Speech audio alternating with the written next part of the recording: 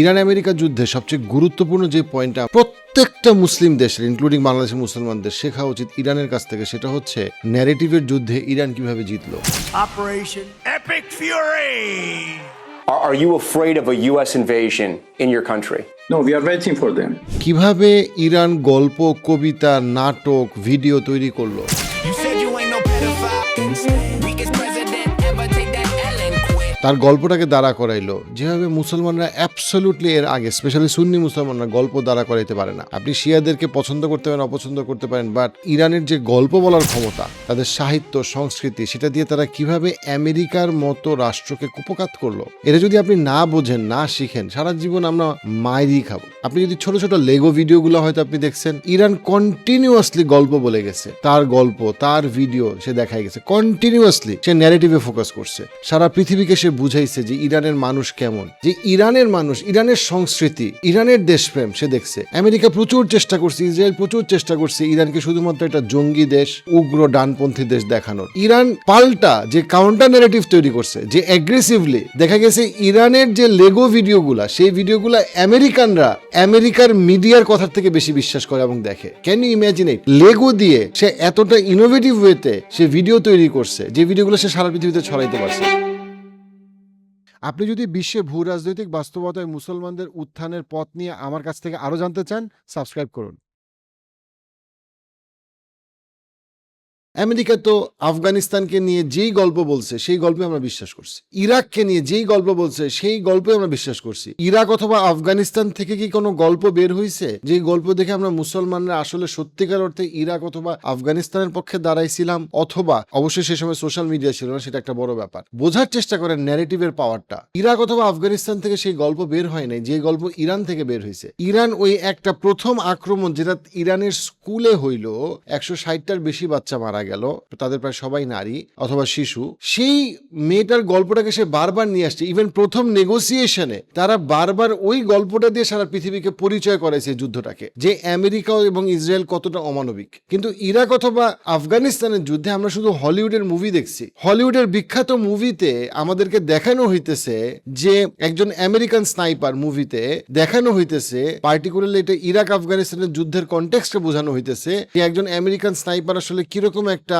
দ্বন্দ্বে পড়ে গেছে, তারা আসলে অমানবিক না, বর্বর না, যেটার জন্য আমেরিকান স্নাইপার আর কি করবে, সাধারণ মানুষ মারতেছে, কারণ তারা সাধারণ মানুষ না, তারা আসলে, you see what I am saying, মানে তারা গল্প বানাইতেছে। এবং আমেরিকা কিন্তু এইবারও গল্প বানাইছে। আপনি দেখেন 2022 সালের মুভি বের হয়েছে, টপ গান ম্যাভরিক, টম ক্রুজ, ওরে বাবা চমৎকার মুভি, আমেরিকার মিলিটারি নেভিকে নিয়ে কত কিছু দেখাইতেছে। আমার এখনো মনে আছে এই মুভিটা আমি দেখছিলাম, এবং আমি একজন বাংলাদেশের রিটায়ার্ড ব্রিগেডিয়ার জেনারেল, উনি ওনার ছেলে মেয়েকে নিয়ে মুভিটা দেখতে গেছিল, মুভি নিয়ে ওনার সাথে কথা হচ্ছিল যে মুভিটা কেমন ইত্যাদি। উনি বলতেছিল 2022 সালে মুভিটা রিলিজ হয়, উনি বলতেছিল যে এই মুভির শেষ সিনে যেটা দেখানো হয়েছে আমেরিকা সেটাই করবে। এবং শেষ পার্টটাই কি ছিল, যে টম ক্রুজ একটা যুদ্ধ বিমান নিয়ে একটা অসম্ভব কঠিন টার্গেটকে হিট করতে যায়। সেটা কি বলেন তো? 2022 সালে কথা বলতেছি। সেটা হচ্ছে যে সে ইরানের পাহাড়ের উপর দিয়ে গিয়ে সেই ইরানের নিউক্লিয়ার ফ্যাসিলিটিকে ধ্বংস করে সফলভাবে বের হয়ে আসে। 2022 সালের সিনেমা, এটা কি কোইন্সিডেন্স? প্রশ্নই আসে না। এবং ওই সময় বাংলাদেশের রিটায়ার্ড ব্রিগেডিয়ার জেনারেল উনি আমাকে বলতেছিলেন এটা ইন্ডিকেট করে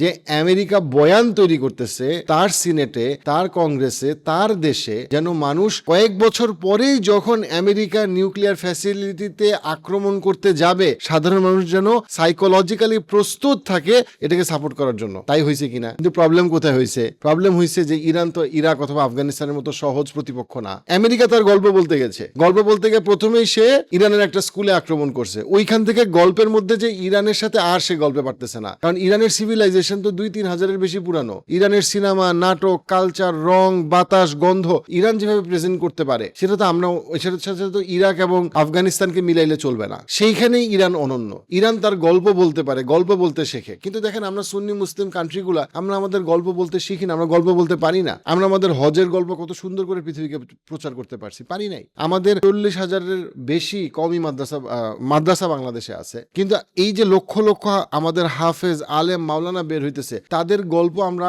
কখন শুনি? শুধুমাত্র যখন আমাদের সংস্কৃতি মনে কিছু মানুষ আমাদেরকে বলে মাদ্রাসায় বলাৎকার ছাড়া কিছুই হয় না। ডেফিনেটলি মাদ্রাসার শিক্ষকরা সবাই নির্দোষ, কোনো অপরাধ হয় না, আমি সেটা বলতেছি না, বাট আমি বলতেছি এর বাইরে, এই বলাৎকারের বাইরে তো একটা বিশাল স্যাক্রিফাইসের গল্প আছে, বিশাল আত্মত্যাগের গল্প আছে, বিশাল ইসলামকে ভালোবাসার গল্প আছে। ওই গল্প কে বলবে? ওই গল্প বলার দায়িত্ব তো আমরা নিচ্ছি না, মুসলমানরা কেউ নিচ্ছি না, না মাদ্রাসার ছাত্র না ধর্মপ্রাণ মুসলমানরা নিচ্ছি। কিন্তু ইরানের দিকে আবারও তাকান, একটু ফোকাস করেন। ইরান শুধুমাত্র গত 20 বছরে সিরিয়াতে পার্টিকুলারলি এবং সিরিয়ার আশেপাশে 10 লক্ষের বেশি সুন্নি মুসলমানকে হত্যা করছে, ডিরেক্টলি অথবা ইনডিরেক্টলি, এবং সে বাশার আল আসাদকে নগ্নভাবে সাপোর্ট করছে। যে বাশার আল আসাদ পুরা মুসলিমদের মধ্যে সবচেয়ে ভয়ঙ্কর টর্চার সেলগুলো তৈরি করছে। That's true.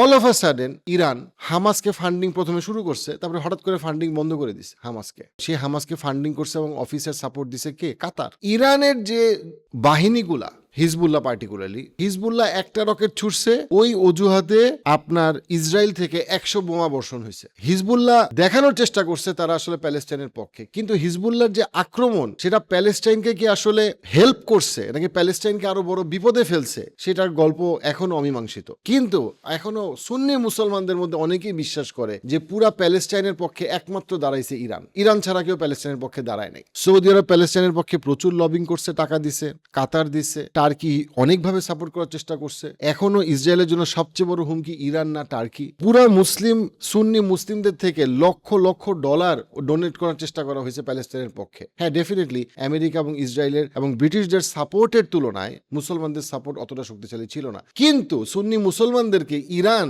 তার ন্যারেটিভের পাওয়ারের জন্য বুঝাইতে পারছে যে ইরানই একমাত্র প্যালেস্টাইনের বন্ধু, আর সমস্ত সুন্নি মুসলমানরা প্যালেস্টাইনকে বিট্রে করছে, হুইচ ইজ কমপ্লিটলি রং। কিন্তু এই যে ইরানের ক্ষমতাটা, গল্প বলার ক্ষমতাটা, সিনেমা দেখানোর ক্ষমতাটা, ছবি তোলার ক্ষমতাটা, নাটক বানানোর ক্ষমতাটা, এইটাকে আমি প্রেস করতেছি যে সে করবে যতটুকু, সে গল্প বইলে জিতায় ফেলবে, এই ক্ষমতা তার আছে। এই সে সংস্কৃতিকে বোঝে, তার কালচারাল রিপ্রেজেন্টেশনকে সে বোঝে, সে তার গল্পকে তুলে ধরতে পারে। আমরা পারি না, কাতার পারি না, সৌদি আরব পারি না, আমরা কুয়েত পারি না, ওমান আমরা পারি না, বাংলাদেশ তো ডেফিনেটলি পারি না। অর্থাৎ ইরান অ্যাজ আ সিভিলাইজেশন তার নিজেকে প্রমাণ করতে পারে তার নিজের মানুষের কাছে এবং বাইরের মানুষের কাছে যে আমরা অসাধারণ, আমরা শক্তিশালী, আমরা পাওয়ারফুল, আমাদের কাউকে লাগবে না। ইরানের ইকোনমিক কন্ডিশন এত খারাপ কল্পনার বাইরে। আপনি পৃথিবীতে ফিউয়ের রিসার্চ বলতেছে যে সমস্ত মুসলিম দেশের মধ্যে ইরানি মুসলমানরা সবচেয়ে বেশি ইসলাম ত্যাগ করে, কিন্তু ইরানের সরকার এটা গল্প দিয়ে, ন্যারেটিভ দিয়ে প্রমাণ করতে পারে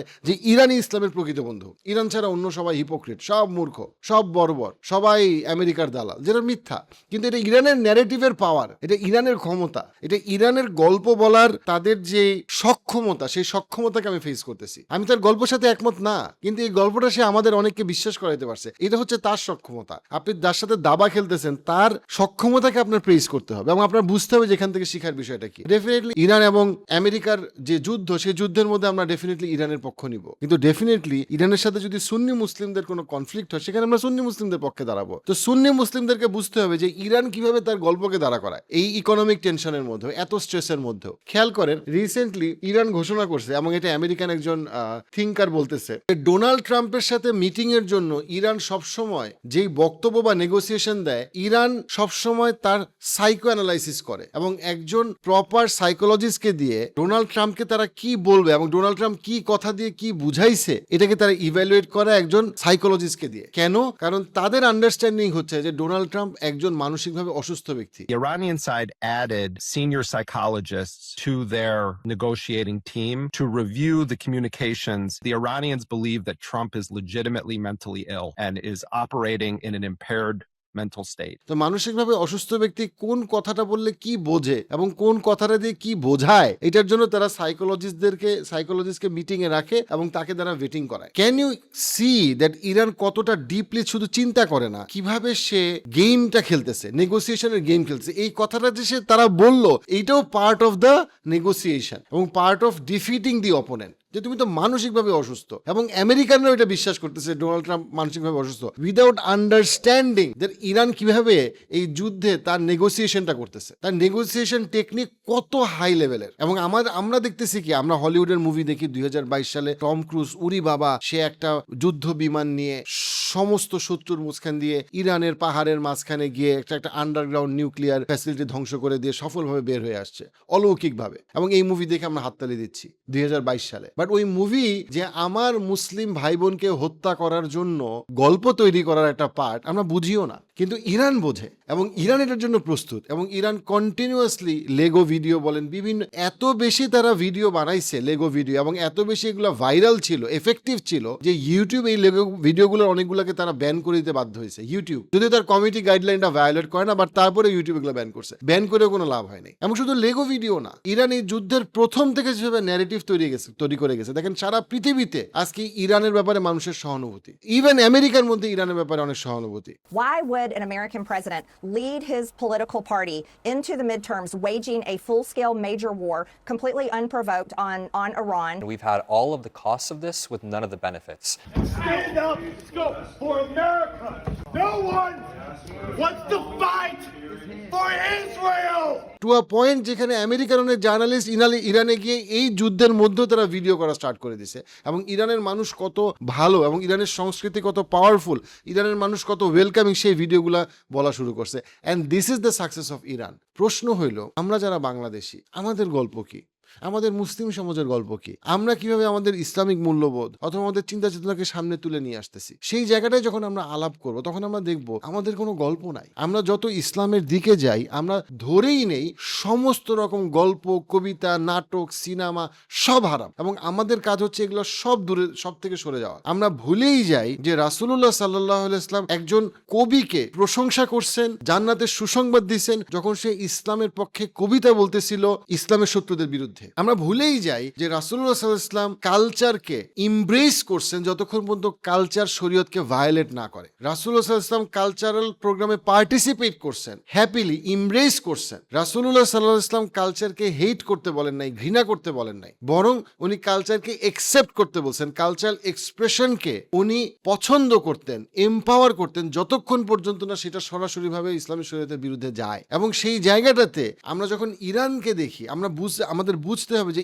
ইরান কেন এত বেশি স্কলার, কেন ইমাম রুমি থেকে শুরু করে, ইমাম গাজ্জালি থেকে শুরু করে, ইমাম বুখারি, ইমাম মুসলিম, কেন এত পাওয়ারফুল ইসলামিক থিঙ্কাররা এত বেশি কেন ইরান থেকে আসছে? কারণ ইরান ওই সিভিলাইজেশন যে তার গল্প বলতে জানে, যার গান, কবিতা, নাটক সারা পৃথিবী দেখে, এবং ওইখান থেকে যে ইসলামিক থিঙ্কাররা বের হয়ে আসছে, হ্যাঁ তারা অনেকেই ডেফিনেটলি গানে পার্টিসিপেট করে নাই, বাট তাদের চিন্তা চেতনার যে বিস্তৃতি, সেটা তাদেরকে এমন পার্সপেক্টিভ দিছে যেটা পুরো মুসলিম উম্মাকে সমৃদ্ধ করছে। দ্যাটস ওয়াই তারা এত পাওয়ারফুল, এবং তারা তাদের পার্সিয়ান ল্যাঙ্গুয়েজ, আরবি ল্যাঙ্গুয়েজের পরে সবচেয়ে পাওয়ারফুল ল্যাঙ্গুয়েজ। যখন আপনি কোরআন এক্সপ্লেনেশন এবং ইসলামিক স্টাডিজে আপনি যাবেন, এটা আন্দাজে হয় নাই। কিন্তু আমরা সুন্নি মুসলমানরা, আমরা বাংলাদেশের মুসলমানরা, আমাদের কোনো এক্সপ্রেশন নাই, আমাদের কোনো গল্প নাই, নাটক নাই, কবিতা নাই, কোনো ফর্ম অফ এক্সপ্রেশন নাই, যে এক্সপ্রেশনে আমরা এমন একটা গল্প বলবো যে সাধারণ মানুষ ইসলামের দিকে আরো বেশি উৎসাহিত হবে। আমরা জানি যে একটা হিজাব পরা মেয়ে ড্রাম বাজাইলে তারা গালি দিয়ে শেষ করে ফেলতে হয়, বাট আমরা এইটা জানি না যে মানুষকে আমি ইসলামের পথে কিভাবে উৎসাহিত করব, কিভাবে আমি একটা অল্টারনেটিভ মোড অফ মিডিয়া তৈরি করব, যেটার মাধ্যমে মানুষ ইসলামের সৌন্দর্যকে দেখবে, বুঝতে পারবে, অ্যাপ্রিসিয়েট করবে। সেটা আমাদের নিজেদের তরুণ প্রজন্ম, এবং সেটা ইভেন যারা ইসলামকে ঘৃণা করে তারাও যেন আসলে কথা বলার সময় মনে রাখে যে আমরা তার থেকে আরো স্ট্রঙ্গার কাউন্টার ন্যারেটিভ তৈরি করতে পারি। জাস্ট কল্পনা করে দেখেন, আমেরিকার হলিউডের বাজেট, আমেরিকার পেন্টাগনের বাজেট, তার এগেইনস্টে ইরান তার ক্রিয়েটিভিটি দিয়ে, ইরানের বাজেট কত? তার ডেফিনেটলি 1000 ভাগের 1 ভাগ। তার মিডিয়ার টোটাল প্রেসের টোটাল ক্যাম্পেইনের বাজেট কত? আমেরিকার 1000 ভাগের 1 ভাগ। বাট সেটা দিয়েও সে এত এফেক্টিভ কমিউনিকেশন করতে পারতেছে যে সারা পৃথিবী ইরানের কথা বলতেছে, ইভেন আমেরিকানরাও ইরানের কথাকে ফেলতে পারতেছে না, তারা ব্যান করতেছে ইউটিউব থেকে, তারা বাদ দিতে পারতেছে না, মুছে ফেলতে পারতেছে না। That is the power of narrative, যেটা মুসলমানদেরকে বোঝা লাগবে, ইরানের থেকে শিখা লাগবে। আপনি খালি শিয়া, তারা হারাম, তারা কুফর, এগুলা বললেন, কিন্তু দিনের শেষে আপনার গল্প আপনি কখনো বলতে পারলেন না, আপনার গল্প কখনো 4 দেয়ালের বাইরে হইল না, তাহলে তো আপনি এক সময় এক্সিস্ট করবেন না, আমাদের মূল্যবোধ এক্সিস্ট করবে না, আমাদের নিজেদের ছেলেমেয়েরাই আমাদের গল্প জানবে না, আমাদের কবিতা জানবে না। আমাদের ইরানের মেধাবী ছেলে মেয়ে দেশাত্মবোধ থেকে ড্রোন বানাবে, শাহেদ ড্রোন বানাবে, যেই $300-400 শাহেদ ড্রোন তার থেকে 100 গুণ খরচের আমেরিকান রাডারকে ধ্বংস করে দিতে পারে। This can be launched from the back of a truck, from the middle of a field, from a boat, and compared to a missile, which will cost at least $1 million, sometimes several million, This is cheap, only about $20,000 per unit. ওইটা কোথা থেকে আসে? ওইটা দেশপ্রেমের যে narrative যুব সমাজকে ওই দেশের প্রতি ভালোবাসা তৈরি করে। এই যে যারা আসলে এই শাহিদ ড্রোন তৈরি করছে, তারা কি চাইলেই ইরানের বাইরে থাকতে পারতো না? তারা কি চাইলেই আমেরিকায় থাকতে পারতো না? তারা কেন এত ইকোনমিক স্যাংশনের মধ্যেও আন্ডারগ্রাউন্ড মিসাইল ফ্যাসিলিটি তারা কেন তৈরি করছে? কেন তারা এত বড় ড্রোন তৈরি করছে? তারা তো চাইলে পৃথিবীর অন্যান্য দেশে থাকতে পারতো, আমেরিকায় থাকতো। তারা কেন পড়াশোনা করে ফিরলো? কারণ তারা জানে যে ইরান আবার ঘুরে দাঁড়াবে। তারা বিশ্বাস করে যে ইরান আবার সফল হবে। তারা বিশ্বাস করে যে ইরানি সিভিলাইজেশন শুধু বেঁচে থাকবে না, ইরানি সিভিলাইজেশন থ্রাইভ করবে। যদিও তারা দেখতে পায় বাজারে দাম অনেক বেশি, যদিও তারা দেখতে পায় যে তাদের লাইফ খুব ডিফিকাল্ট, যদিও তারা দেখতে পায় যে তাদের ইরানি পাসপোর্ট নিয়ে পৃথিবীর বিভিন্ন জায়গায় ট্রাভেল করা যায় না, অনেক ডিফিকাল্ট, বাট তারপরেও তারা শাহিদ ড্রোন বানায়, তারপরেও তারা আন্ডারগ্রাউন্ড মিসাইল ফ্যাসিলিটি বানায়। আমাদের দেশে অথবা সুন্নি ইসলামে এটার খুবই কম, আগ্রহ খুবই কম। ওয়াই? বিকজ আমি যদি বাংলাদেশের কনটেক্সটেই বলি, বাংলাদেশের মেধাবীরা তো বাংলাদেশে বিশ্বাস করে না, বাংলাদেশের গল্পে বিশ্বাস করে না, বাংলাদেশের উজ্জ্বল ভবিষ্যতে বিশ্বাস করে না, সিম্পলি করে না। দ্যাট ইজ ওয়াই আমাদের যে যারা মেধাবী এবং যারা সচ্ছল, তারা চেষ্টা করে দেশ থেকে বেরিয়ে যেতে। কারণ ইরানিরা বিশ্বাস করে সেই 1979 থেকে ইকোনমিক স্যাংশনে যে দেশটার অবস্থা খুবই খারাপ, তারা বিশ্বাস করে ইরান ঘুরে দাঁড়াবে, ইরান পাওয়ারফুল হবে, ইরান পৃথিবীর বেশিরভাগ দেশকে ছাড়াই যাবে সব দিক থেকে। বাংলাদেশে এটা বিশ্বাস করে না। আমাদের কোনো গল্প নাই, কবিতা নাই, কিচ্ছু নাই যেটা আসলে আমাদেরকে এটা বিশ্বাস করায়। অ্যাবসলিউটলি। তাই আমাদের দেশে শাহিদ ড্রোন হয় না, তাই আমাদের দেশে আমাদের নিজেদের কোনো প্রপার ডিফেন্স সিস্টেম তৈরি হয় না। এগুলো সব কানেক্টেড, এগুলো সবই কানেক্টেড। সো আমাদের গল্প বলতে জানতে হবে এবং গল্প বলার ইম্পর্টেন্সটা বুঝতে হবে। যে আপনি চান যে আমাদের দেশ স্বাধীন থাকুক, আপনি চান যে আমাদের দেশে কেউ শত্রুতা না করুক, আপনি চান যে আমাদের দেশের একটা প্রপার ডিফেন্স সিস্টেম থাকুক, প্রপার ইকোনমিক ডেভেলপমেন্ট হোক। মূল কথা তো হচ্ছে কি ভাই, আপনার মেধাবী সচ্ছল ছেলে মেয়েকে আপনার দেশে ইনভেস্ট করতে হবে, বিশ্বাস করতে হবে যে এই দেশটা আসলে মালয়েশিয়া, সিঙ্গাপুর, সাউথ কোরিয়া হইতে পারে। ওই বিশ্বাসটা কোত্থেকে আসবে? ওই বিশ্বাসটা যে কালচারাল রিপ্রেজেন্টেশন থেকে আসবে। ওই কালচারাল রিপ্রেজেন্টেশনকে ঢালাওভাবে যদি আমরা হারাম বলি, বাতিল বলি, এবং আমাদের ছেলেমেয়েরা যদি সেটা পার্টিসিপেট না করে, দেন আমাদের দেশের ছেলেমেয়ে আমাদের নিজেদের সংস্কৃতি চিনবে না, ইসলামিক মূল্যবোধে বিশ্বাস করবে না, এবং তারা ইসলাম ছেড়ে দিবে, এবং আমরা নিজেরা তখন আমেরিকার মুভি দেখে হাততালি দিব। অথচ ওই মুভিটা হয়তোবা আমাদের দেশের জন্য কোনো ক্ষতিকর কিছু, বাট আমরা মনে করি আরে চমৎকার সিনেমা, চমৎকার নাটক। বাট ওই নাটক সিনেমার মধ্যে যে এমন কিছু ঢুকানো হইতেছে যেটা আমার পরিবারকে ভেঙে ফেলবে বা আমার সমাজের ক্ষতি করবে, সেটা আমরা খেয়ালও করবো না। সো ইদার আপনি গল্প বলবেন, ওই গল্পে বিশ্বাস করবেন যেই গল্পটা আপনার জন্য উপকারী, অথবা আপনি অন্য কোনো মানুষের গল্প বিশ্বাস করে নিজের ক্ষতি ডেকে আনবেন, এবং আপনি নিজের মনের অজান্তেই এমন কারো গল্পে অভিনয় করবেন যেই গল্পটা আপনার নিজের জন্যই ক্ষতিকর।